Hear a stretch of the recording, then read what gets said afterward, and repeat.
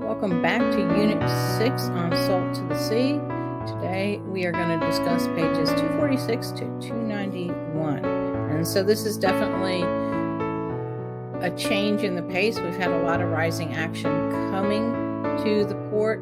And then today, as we're reading about this unit, they've already registered. We have Amelia on board. We have Joanna on board, and Klaus, the little boy, and the shoe poet, Eva, and Florian have not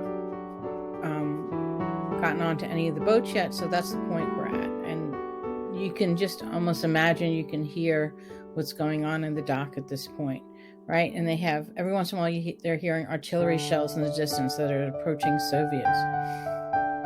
So it's so important with this book to really have the context of the setting and events and put yourself in the shoes, pardon the pun here, the shoes of those that are there, and how chaotic it had to be, and then the noise level. And the author references quite a few times, the characters reference the efficiency, German efficiency, how everything was going to be orderly. And it was very orderly, but you're still going to have a lot of people. There's still going to be moments of human interaction that are not orderly, that are not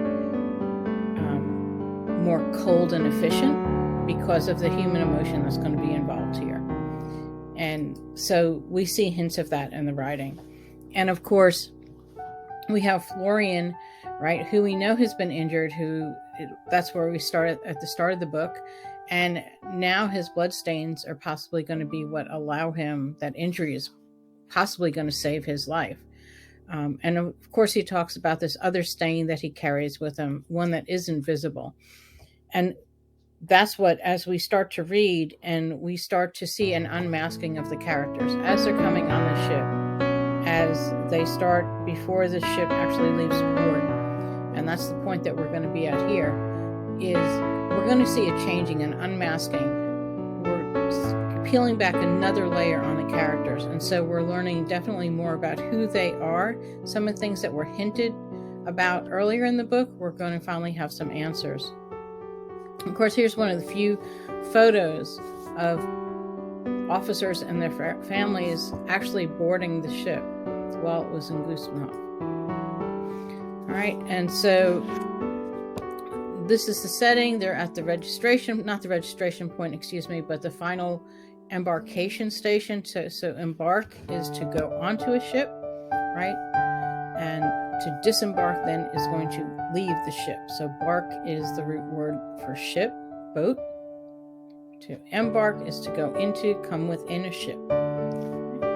And so we're not quite here at this point. So let me go back to this picture. There we go. All right, so we're going to start on 246 with Amelia. And she's just had the baby, and she has a conversation with Joanna after having had the baby, thinking she might die, and realizing that she's let slip the truth about her and the baby, that she was raped by Soviet soldiers, and she's harbored that shame with her the whole time. And Joanna just simply says, "I'm sorry. I'm so sorry." And Amelia breaks down. Amelia finally feels that's the first time someone's actually interacted with her that way.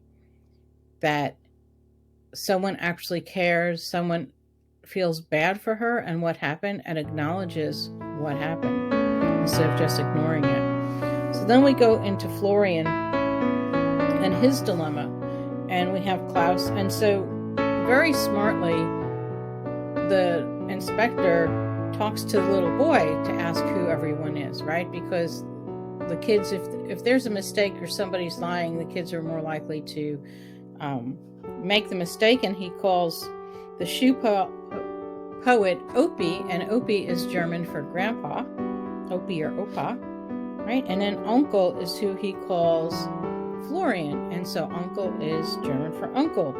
And Erbeck, which would be Sir Beck, his last name, right?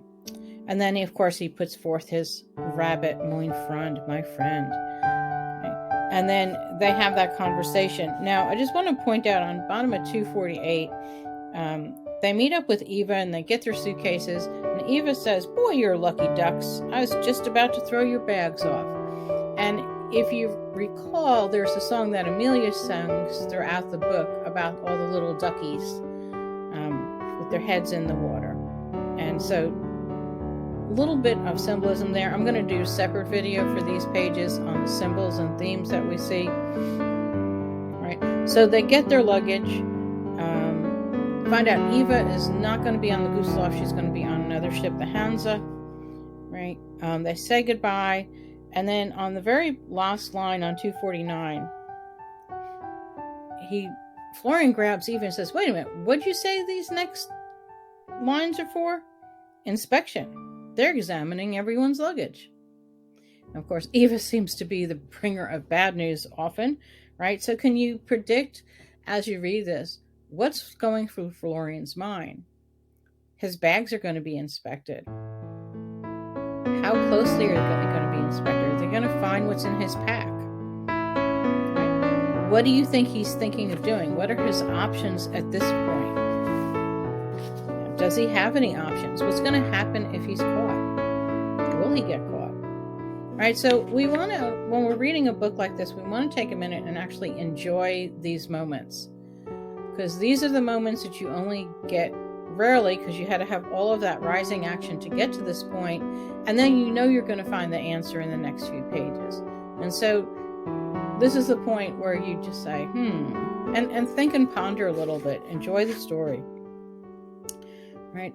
And then we go to Joanna, and at the bottom on 250, she's having a conversation with Alfred, and he says, "Oh, we could go for a stroll. We can discuss our sweethearts back at home." And he says, "Tell me, do you like butterflies, Fräulein?" Now, if you recall, think back, what has Alfred done with butterflies in the past? What did his mother find in the closet of his bedroom that he got very upset about? If you think back, he had butterflies pinned to the back wall, dead. And Joanna's like, "Ew, what is he talking about? Kissing him would be like chewing a mouthful of crackers. It's just dry and yuck, and you're just looking for something to get rid of the taste." Right? And then, of course, we have some irony on the bottom of 251, the last line again, where Alfred is saying, "Someone must verify that work is actually being done." Turned on his heel and started off. So, of course, there's irony, because every time we come across Alfred, he's doing anything but work. He's looking to get out of work. Right? And then now we're on 252, and now we're come to luggage inspection. And how do we know that Florian is worried? The temperature hovered near 0, but I was sweating. Okay. And so, we go through, and he has a conversation. And of course, he's chosen for an additional inspection, which nobody likes that. If you ever go through an airport and you have to go through TSA security, and then if they ever have to pull you aside, or they're looking at your bag for longer than you think is average, it's like, oh no, what did I pack that was wrong? What am I going to have in here? So even if he didn't have anything on him, it would still be nerve-wracking. At least for me, it would be. That's what I think of. I make that connection as I'm reading this. Right? And then so there's this whole conversation with the soldier who they talk about as being like the perfect Aryan, and guys are looking up to him. And he's that guy who's really a bully. He's a jerk. But he's also the kind of person that other guys know that they sort of have to follow along with, or else he's going to bully them too. So you have to choose, are you going to be on the side of the bully, or are you going to go against the bully and he's going to make your life difficult? At least that's what I'm thinking of as I read that. So there's a whole conversation. He's already noticed Joanna. They've nicknamed her because she's so pretty. And then on 256, we go to Alfred. At the stop, he says, "Yes, if I wanted to bait the pretty nurse." Now, what do you use bait for? Right? Use bait when you're trying to catch something, when you're hunting something. So that word's not there just by accident.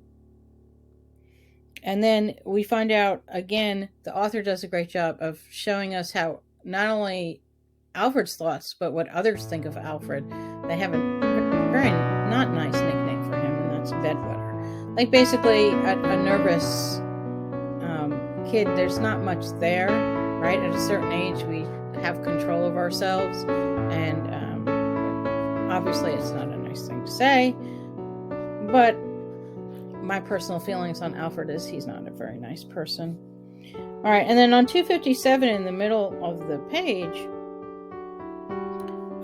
Florian talks to him about kicking the dog, or the shoe poet talks to him about kicking the dog, and he's like, hey, Hitler says, in nature, the weaker species simply die, which again, there's a lot of irony with Alfred, because wouldn't you consider him to be a weaker one of the human species, right? And then, of course, he makes a comment to the shoe poet, who is an elderly man, like, you're weak.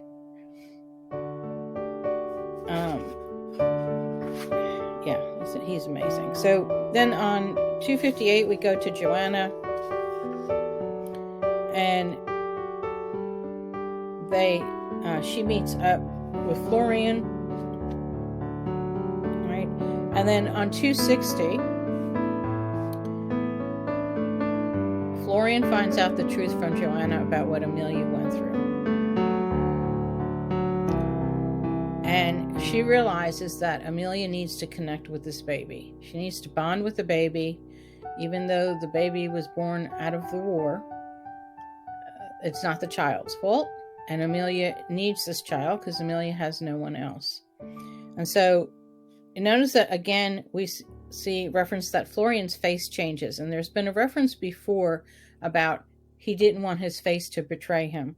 And so it's like he wears a mask to cover up who he really is.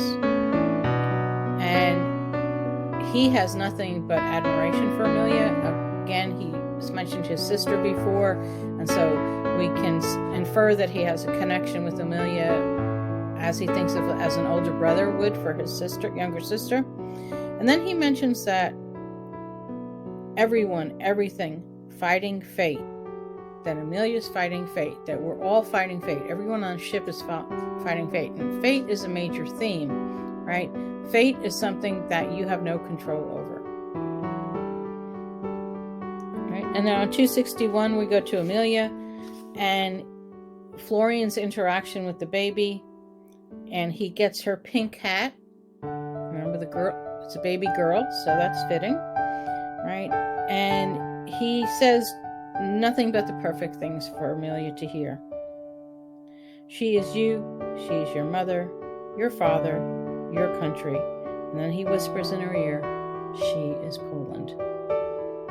And her arms reach for the baby, right? So as she is reaching for that baby, right, what do we infer? That he said all those right things, that Amelia can pass on who she is to this baby, and she will raise this child, and all the things that she has lost, she can now, those memories, she can give to her daughter. Right.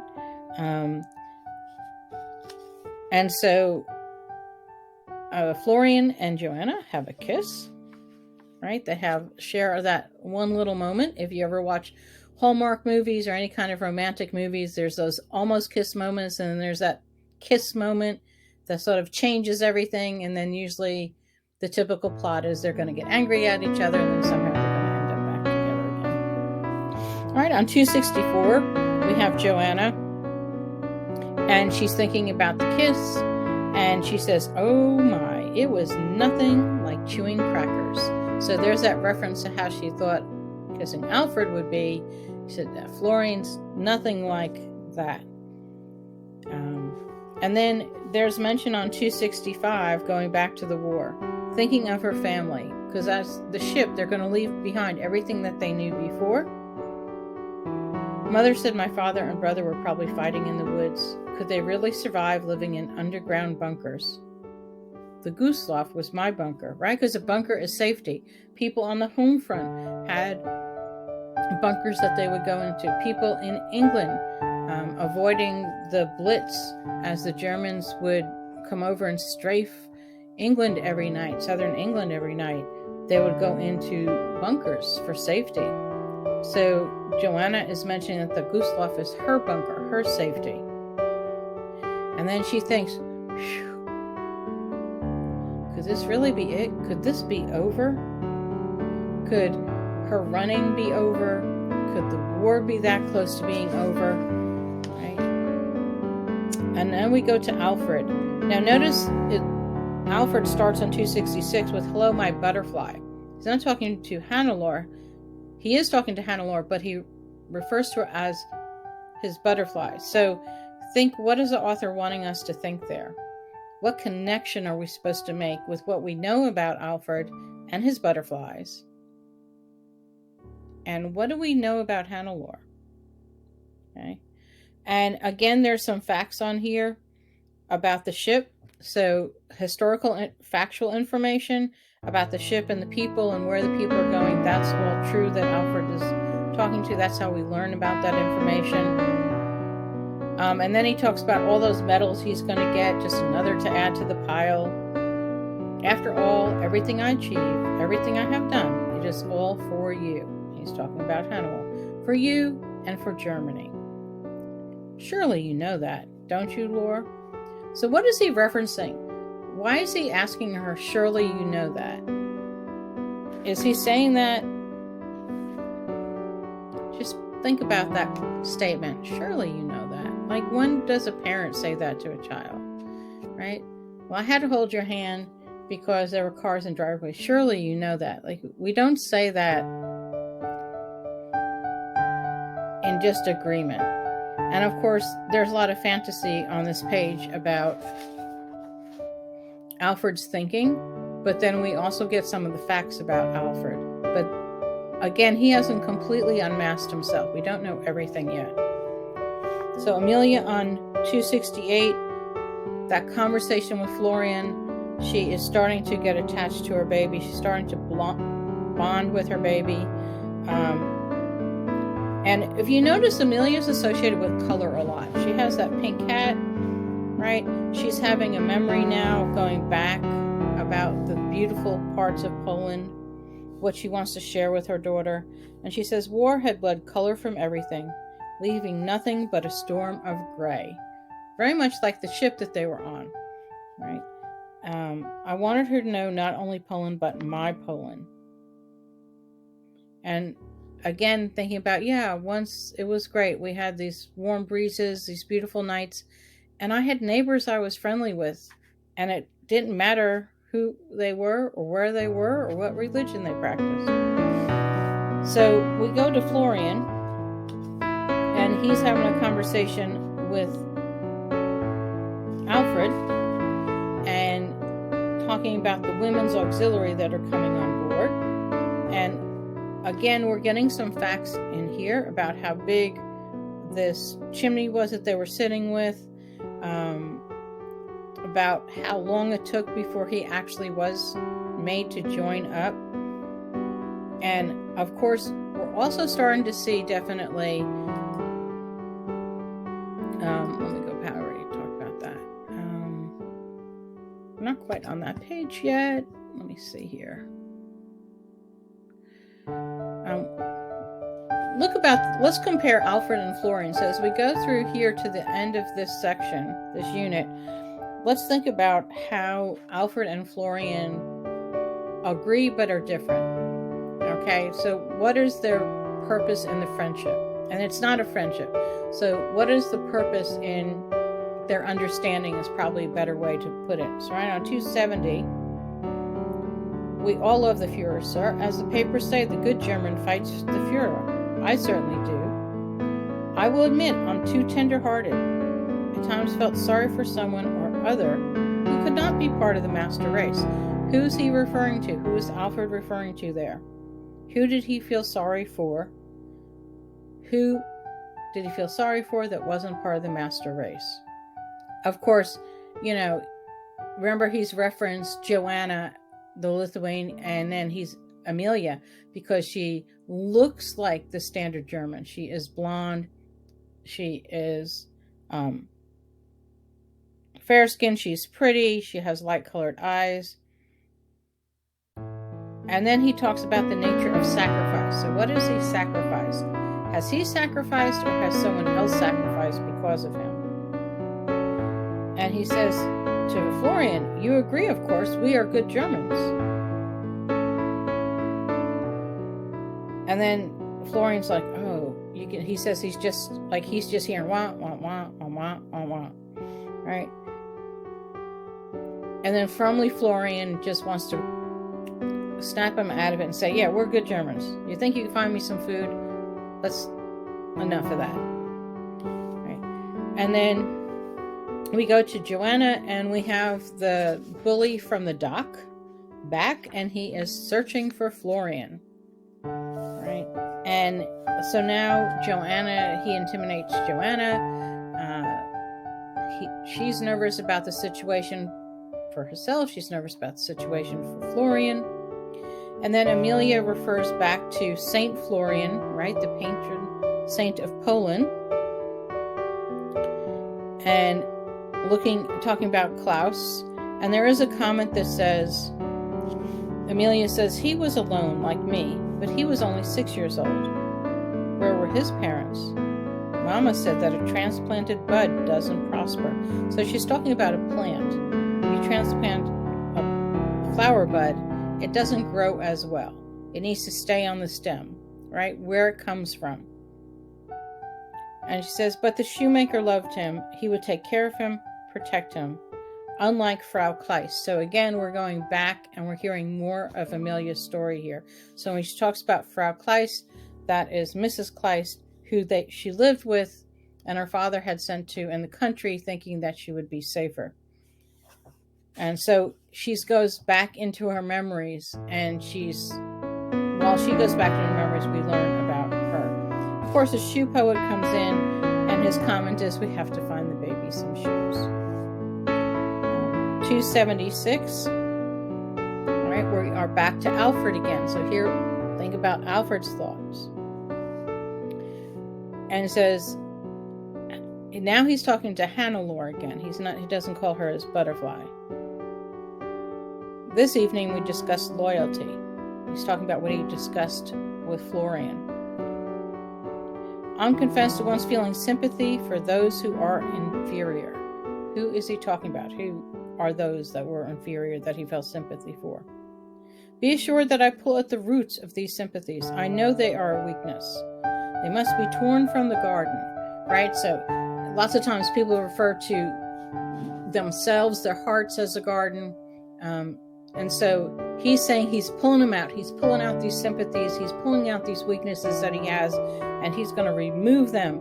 He's going to become a good German as far as Hitler describes, right? It is our duty to sift the sands and preserve the gold. And then, so we learn more about how his mother protected him. Again, remember that broken bird in the nest comment that he made earlier? But he's found his calling, and he finally understands what it is to feel superior. And I think that's important, because he feels superior. Does that make him be superior, right? So think about Alfred and how he thinks of Florian as a recruit, as his teammate, and what does Florian really think about Alfred? Okay. And so then as we're going back through it, we see that conversation that Florian is having with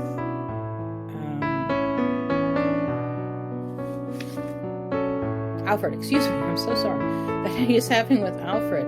And of course we learn about how the Russians are getting closer, the Soviets are getting closer. And again, this conversation, and read and see, what does Florian feel about Alfred? What does he think about his thoughts? And Florian even tries to give him some advice. It might be better for you to think for yourself rather than memorizing the words of others. And he's like, oh yes, Mutter always said how good I was, you know. And then he says, he says that he's going to think for himself, but then he repeats the words of Hitler, and then Florian notices his eyes are dilated. Like, that means that he's just in his head, right? And then before Florian can even finish the comment, he's just ready to do it, because he just feels that Florian sees him as a true person. Alfred thinks that Florian sees him for who he really is, a superior, wonderful, good German. And Florian, of course, thinks Alfred is a sociopath in training, right? And then so Joanna is now mad because she realizes the problems that have developed because of what Florian's done. And on 282, we get some more facts about the ship here, that there were over 8,000. Now remember, this ship has a capacity of 1,500 people. So that more than 4 times the capacity. And then there's another little bit of foreshadowing that we have. Towards the bottom, we waded through the sea of people towards the stairwell. Makes sense, because they're on the ocean. It's going to be a sea of people. Some were wearing life vests, which took up even more space. So not all, some. A little bit of foreshadowing there. And so then there's going to be a conversation between them, which doesn't go too well for either of them. And then on 285, Florian says, talking about Alfred, that guy is no hero. You need to stay away from him. So he's worried about her, right? He's worried about her and what he could possibly do, and he knows that Alfred likes Joanna, and that just rubs him the wrong way. And then Joanna retaliates and says, you're putting us in terrible danger. It's not fair. You're putting us. So the us is, she's talking about her, she's talking about him, she's talking about the little boy Klaus, she's talking about Amelia, she's talking about the shoe poet, everyone in that group, because they can all be traced to each other. So she's thinking of others, she's thinking of family and community. He's thinking just of Joanna, right? Not that that's bad or good. So then that's where we are, and that's where we end on here. Oh, excuse me. All right. And then we do have Alfred starts to talk about these women that are coming on the ship and how they change, right? I think this is a very interesting section on here where Alfred is watching the women, and he's creeping on them, right? He's stalking them. And then when a group of soldiers come in because someone's reported Alfred and people are making fun of him, his opinion of the women change, right? So all of a sudden they were disgusting and stupid, where before they were not. And then that soldier, the bully soldier, he's part of them, and he's looking for Florian. And Alfred's all too eager to help. But what does the bully do? The bully turns around and it's just like, get lost. You know, he's not worth his time. So here again we have the theme of fate. Because it's fate that soldier, that bully soldier, doesn't have a conversation with Florian. They were dismissing me. The familiar anger began to rise. I did not serve this soldier. I did not serve my father. I served only one, the one, Hitler, right? So this is a big moment here, because now again, what's going to happen? It's going back on Florian. Will this bully soldier find him? What is Alfred going to do in retaliation? Will there be a wire telling them otherwise? So again, this is another, we've had a bunch of rising actions just in a few hours on the ship. And we're getting to that point. So we're getting near the end, because some of these last chapters are very short. All right, so that's where we are. And then the next, we will read about Joanna with Amelia. But we're going to stop here, and I'm going to follow up with a video on the themes and some of the symbols.